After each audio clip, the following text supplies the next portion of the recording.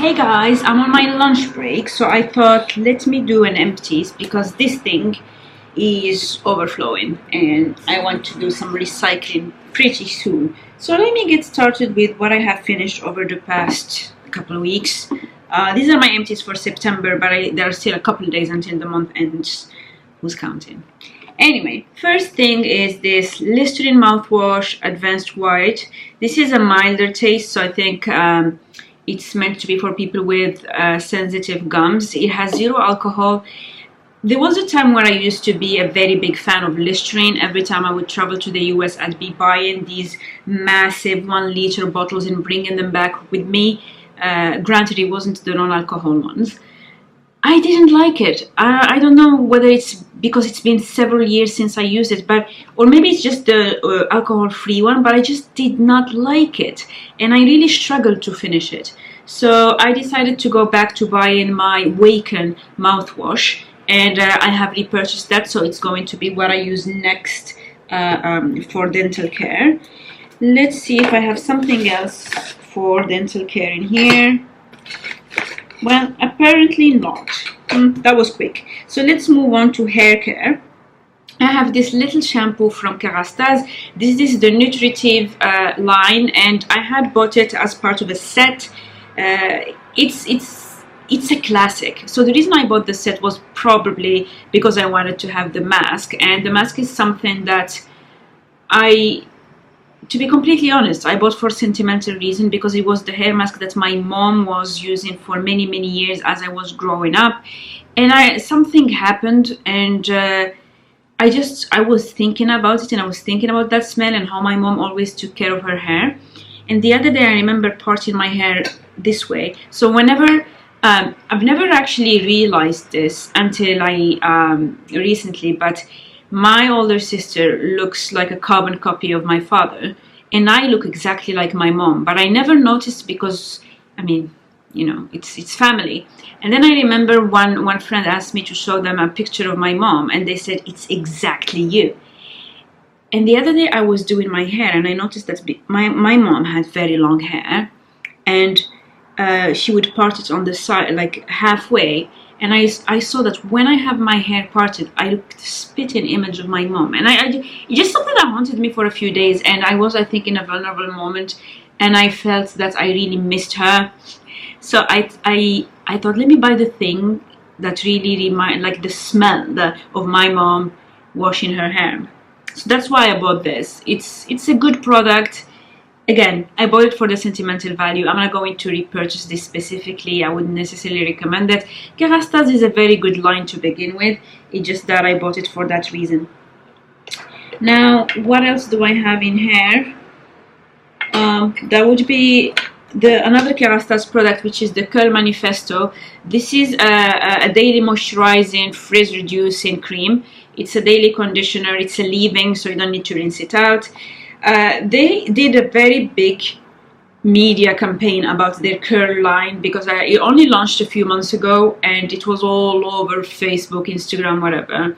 And I just said, why not try it, you know, because I know that they've asked a lot of influencers to review it, and I think this is the bad side of the industry, in that some people, there are very few people who you would actually trust when they get such products to review them properly.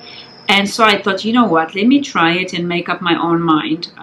If it's not that good, it's fine, but it's better than just wondering or believing somebody. And you know, anyway, so I bought these. It's for very curly and coily hair. I think it's very lightweight. It's only 150 ml. So you would think that you'd run through this very quickly, because when you compare it to your products like Shea Moisture and the like, I feel that with Shea Moisture you also get maybe a 250 ml, and you go through that very quickly.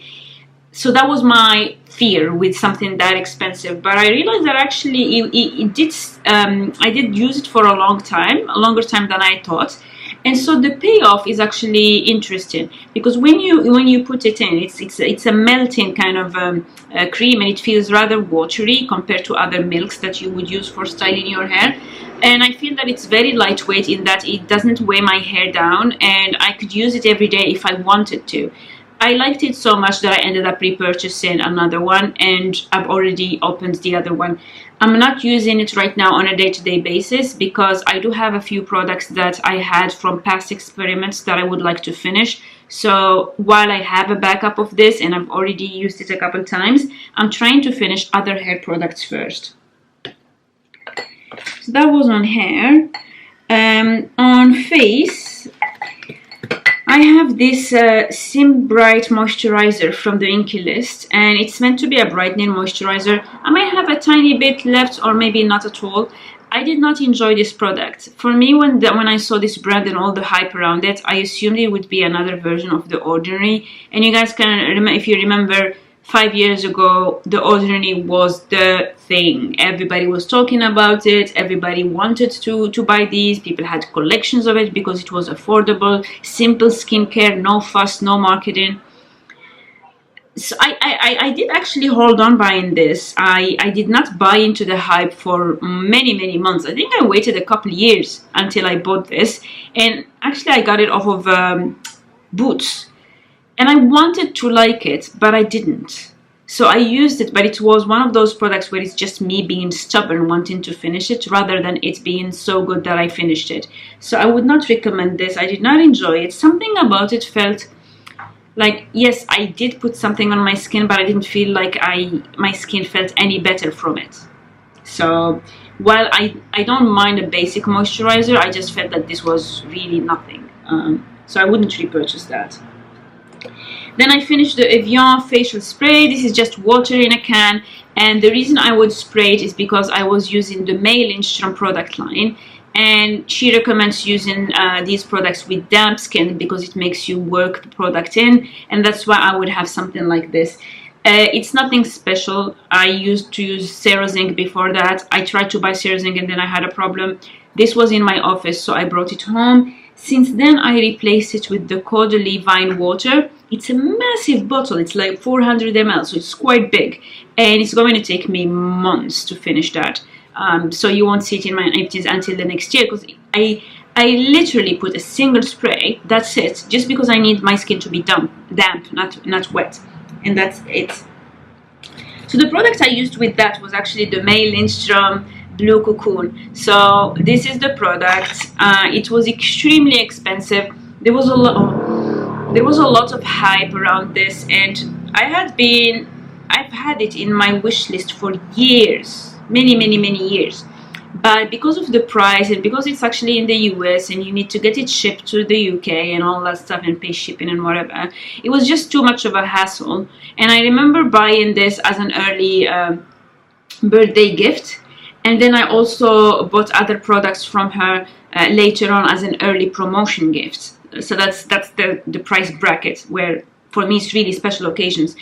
The product is actually very small, so this is a 50 ml, and I initially assumed that it wouldn't last me long, but I got this in February and we're right now in September, so it lasted me a good 6 months with daily use. And there are some days where I used it twice a day and others where I used it only once a day, but if you were to average it with a daily use, that lasted me 6 months. It's still quite expensive, because if you think that this is £180 for $180 for 6 months, but still a $30 per month for a moisturizer. Was it a miracle product? Probably not. Is my skin unbelievably better because of this? I couldn't tell, because I had also gotten back to having facials with Natalia, so I know that my skin is doing better. Like for instance, I'm not wearing any foundation, I'm not wearing any concealer on my skin. I have concealer under my eyes and a little bit of blush, not even powder, nothing. So this is basically my naked skin, but I wouldn't say it's because of May Lindstrom. Now, the product was indulgent enough that I would repurchase it. It is eye-wateringly expensive. I would repurchase it, especially for the cold season, probably around November, December, that period, I would probably repurchase it, but only if she doesn't offer. I know that she doesn't offer twice a year, and my second order was actually when she did that offer, and so I did get the oil, the facial oil, which actually I have finished too. So you will see it in the next month's empties, because I only have a little bit left. But product is amazing. I had a full review on that. I would repurchase, but I would need a very good occasion to justify the price, because I think it's very, very expensive. In the meantime, I have been using a moisturizer from Medicate, which is very, very simple for the daytime, and at night I'm using a moisturizer from Quantum Botanica. And this reminds me that actually in maybe next week or something like that, I will actually film an updated skincare routine, because I feel that the products that I use have changed enough that I could walk you through that. In body care, I have finished this thing from Pink's Boutique. It's white peppermint and eucalyptus body balm. Now, this is an organic product, and it is the body balm texture feels like almost like molten coconut oil, in that it's not fully solid, even at room temperature. The moment you put your hand in it, it starts melting in your hand. And I bought this, I remember, from Able & Cole, which is where I get my groceries. It's an online website that does they have organic groceries, and you know, they try to do things carbon neutral and all that, and so I get a weekly delivery of stuff. But it's not just food. You can also have pantry items, you can have body care, etc. And I remember that I had paid £32 for this, and I thought it was quite expensive. And I remember the first time using it, I was thinking this is not going to last me long. It's only 90 grams, and I felt that there are a lot of products that I could buy for £32 worth of money that would do the same. So it was enjoyable, but I do feel that you need quite a lot of it to cover your skin. Once you put it on your skin, it is definitely moisturizing in a way that is still quite oily. Let's not forget that this is a balm. I wouldn't repurchase, just because I think that there are other products that would do the same and for a fraction of the price. So I think it was really enjoyable, and it was very invigorating and quite sensual. I liked the idea of massaging a balm, kind of the same way as with the Blue Cocoon. It's more the therapeutic thing of just touching your body and massaging it, but I just think it was a bit overpriced for what it is. The next product is something I am actually tossing. It's not finished, it's down to here, but this is the Soap & Glory Heal Genius Amazing Foot Cream. So I was always using the foot hygiene cream by Margaret Dabbs, which is where I get my pedicures, and I had run out, because I had the big tub and another big tub and a small one, you know, that was my cream. And I had run out, and I said, you know what, I'm going to go around and see every other product that I have, and I'm going to see what I can finish before repurchasing, because I don't want things clogging up my bathroom, etc. And I did have this, and I remember the first time I used it, it felt amazing. Like my foot felt so soft. And I remember my sister also using it and having that very, very wow first impression. And then I realized over time that actually it just sat on the surface, and my feet became drier and drier and drier. Kind of like when you use a Carmex or something like that for your lips, and the first time or a couple times you use it, you're like, oh my god, this is so moisturizing. And then over time you realize that your lips are so dry you keep needing to reapply. This felt exactly the same, and it was confirmed after. So I did a pedicure a couple months ago. I try to go every 4 weeks or 3. And then I remember going a couple of weeks ago, and the lady who does my pedicure said, your feet are too dry. Because she's been doing it for a while, she said, I've never seen them that dry. And she said, did you actually stop using the foot hygiene cream? I said, yes, sheepishly. So I ended up just tossing this, because I've had it for a very, very, very long time. Although it says it has a shelf life of 18 months, I've actually had it for much longer.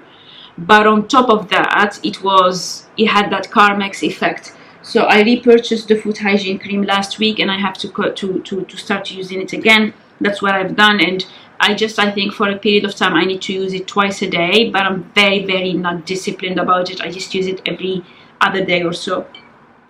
And I finished the deodorant. This is the Sanex 0% aluminum and 0% alcohol. And I just, as I said earlier in one of the previous videos, I was just finishing the deodorants that I have. I currently use the salt of the earth deodorant, which is just that little stone. What I feel is that you don't get a smell, so it does prevent bacterial growth in your underarm area, but it does not prevent you from sweating. So effectively, if I wear that, I will still perspire in a normal way. So it's not an antiperspirant. I feel like I have a lot of moisture. I don't know if it's TMI, but there is no smell. And so sometimes whenever I have vigorous activity, I would probably want to top up with something like, I do have a very tiny travel size deodorant that I bought when I went to Henley, and I do keep that in my bag just in case, because I do have a tendency to sweat profusely when I'm doing meetings or workshops or anything like that. You know how some people would blush? I don't blush. There is no sign of nervousness. I still speak the way I would speak. At the end of the meeting, I'm actually completely soaked. That's just how I process nervousness, which is very useful if you are in my line of business, because nobody could tell, but I feel it. Then the other day I wanted to use some of my aromatherapy things, and these are something that I bought almost like an emergency savior when we first had the lockdown. I remember in March 2020, and I bought these because I was freaking out. What I realized is that so these are roll-ons with aromatherapy. One is called Total De-Stress and the other is Mind Clear. And you know that I really like this line from Tisserand. I have it in my bathroom with my bath oil and my massage oil, etc. And I've used countless bottles of that. When it came to the roll-ons, I really struggled. Mostly because I have struggled with acne for over 20 years. And I get very nervous applying anything oily to my skin. Like over the past few years, I got okay with the idea of applying a face oil, with the idea of applying a face balm. But when it came to this, because I didn't necessarily know what it was made of, I was so scared, because you would need to apply it in the temples. One, I would have makeup on, so I would just feel that it would just mess up my makeup and you would get makeup onto this. That's the first thing. Now, I no longer wear face makeup, but I still was very worried about getting breakouts here, because I do still have some acne scarring from a long time ago. And while I don't get very active breakouts, except during the second lockdown, and it was reaction to stress, I didn't want to risk it. So I found myself having this. I had one in my bag, I had one in here in my work area, and then I had one by my bedside. And I found that every time I wouldn't reach to them, and then they went rancid. Whenever you have something that is oil-based, if it stays unused for a long time, it goes rancid. And so I tried to open it the other day, and I realized I don't like it. And I might now start using it, because I think I might have a backup somewhere. I might start using it because now I no longer wear makeup, so I wouldn't worry about that. But also I feel that after several months of using a balm and using an oil, I'm a little bit less nervous about having breakouts. I would use it. If I see that it breaks me out, I would stop. But that was one of the things where the form took over the function. Although I really needed something like that, a nice roll-on, I realized that the way it was formulated didn't work for my insecurities at the time. Then, because I recently went to the office, I took this Visco Tears liquid gel. It's by Bausch & Lomb. And these are sterile eye drops for dry eyes. And I used to have this in my desk, and then at some point it was in my office. And I just remember that this was very, very old, so I just needed to get rid of it. And what happened is that whenever I work very, very long hours, I tend to get dry eyes and tired eyes, etc. And there was a period of time, several months ago, where I worked very extremely long hours. And there would be a moment where I'm just doing this because I just need to kind of lubricate my eyes. And that's when I had bought this. And so it just occurred to me that it was very old and I needed to get rid of it. Similarly with two products. So I have this Revlon thing again that I just pulled, I think, from my office. It's almost gone, But I realized that I've had it for a very, very long time, and I didn't feel necessarily that I wanted to use it because it was open for so long. Similarly with this perfume oil with pheromones from Flirty Little Secret. This is a brand that a friend of mine had introduced in Morocco. I don't know whether they still sell it, but I remember they had this body butter that I was obsessed with. I don't know how many of these I had gotten. I would just finish one and go get another one. I was addicted to it. I loved the smell of it. The oils, I've had it and then I never use it. And then I realized again, because it was a roll-on and it's an oil, it was the same reason why I did not use my aromatherapy ones. I just got nervous about it. Then I have two makeup items. One is MAC Arena. It's just in a refill, and this was in my MAC 15-pound palette. And I was using it a few times every now and then. It's a nude color. And then one day I think I dropped my quad and then it shattered. So I just transferred whatever was left of this into a small pot that I had from May Lindstrom. I'm currently not wearing eyeshadow. I haven't worn eyeshadow in a while just because I feel that my lifestyle is a bit too intense at the moment, and I feel that I just need the extra 5 minutes in the morning.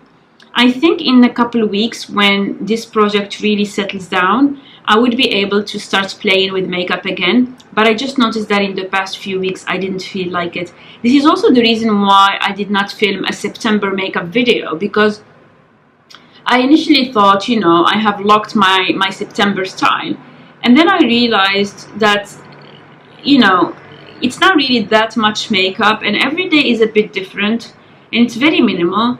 So it might be that now it's a bit late for September, but it might be that for October, instead of doing what is my October go-to makeup, that I do actually 3 mini makeup looks, because all of them take maybe 3 or 4 minutes each. It's very, very quick. But I've noticed that I have been rotating between these because I have received that Huda Beauty thing, and because it's from my best friend's mom, I wanted to wear it. He doesn't even know that I wear it, but because he doesn't know much about makeup. But I just thought it was so sweet of her to do that, and so I've been wearing it. Then I had that MAC red lipstick that you have seen also in my outfits of the back to work. That just feels nice. It's been ages since I bought a new MAC lipstick, and I know I typically buy the MAC Marrakesh, but that's like my signature color. I have 4 of them, so even when I get it, I usually don't buy it. I bought the very first one, but all the other ones are from Back to MAC. But the red MAC lipstick, I actually bought it myself because my sister bought it and I was with her. We tend to enable each other. And it was like, it's been ages. MAC is one of my love brands. If you haven't been with the channel for a long time, I have explained the story before, but MAC was the very first brand where I found my shade and where I wasn't asked to wear a shade lighter.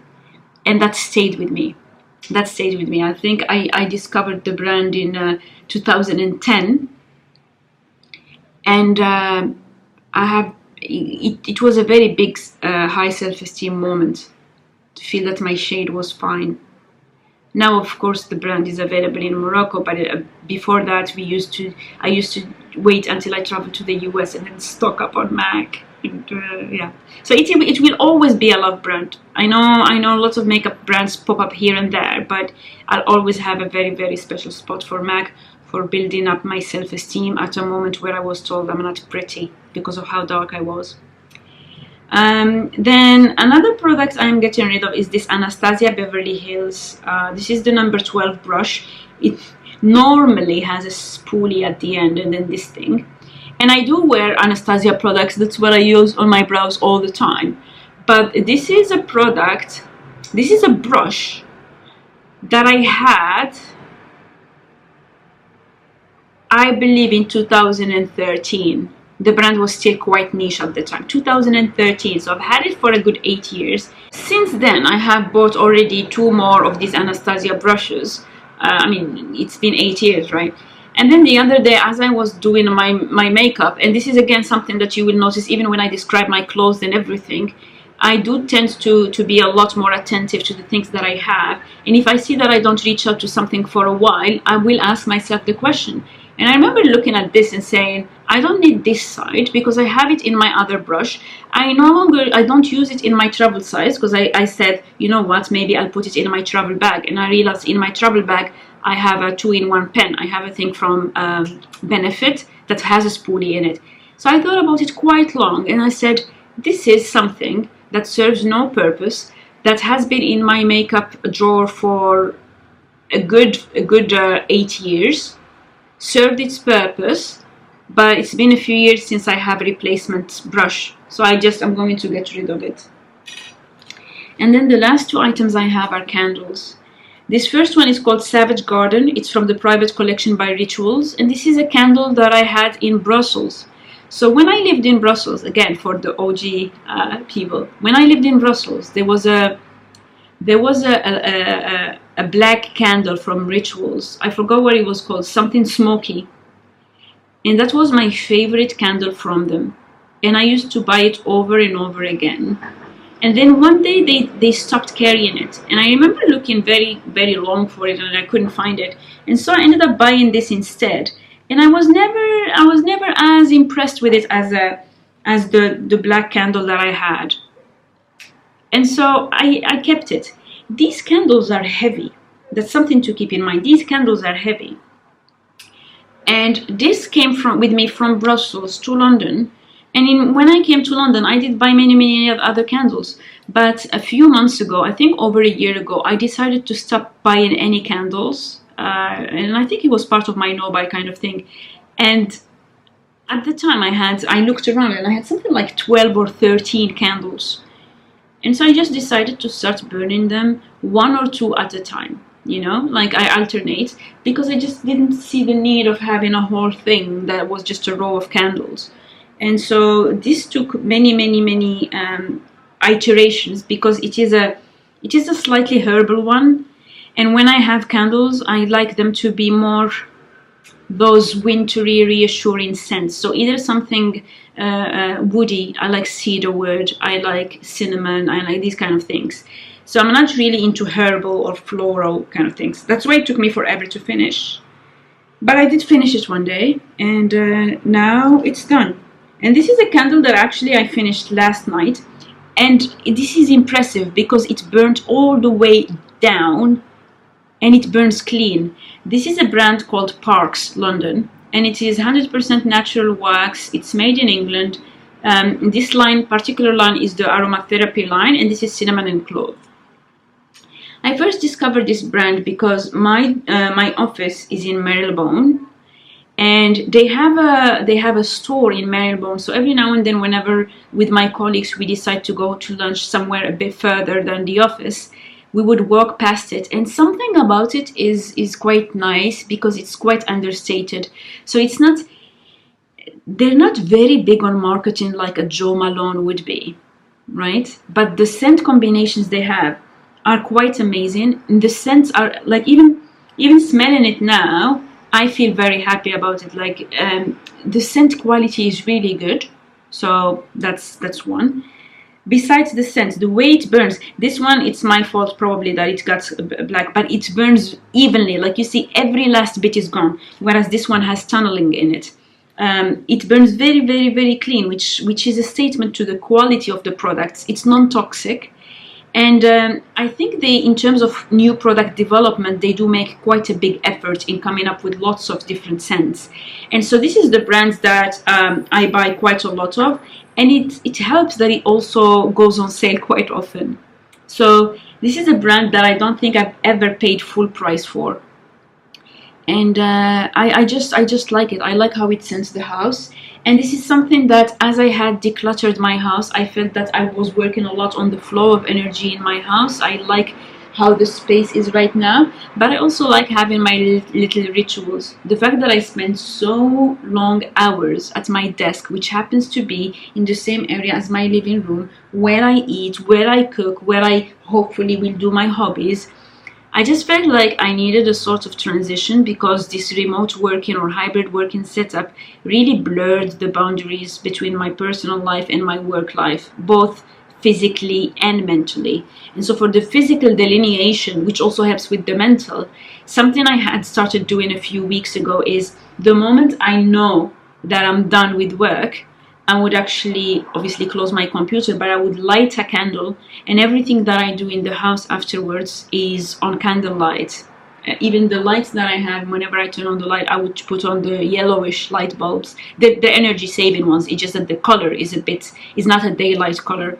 So just little things like that. And I feel that investing in the scent in my home, and if you've seen in my latest vlog, I had purchased this Citera, for example, this Citera room spray, and it is a room spray that is my favorite from Aesop.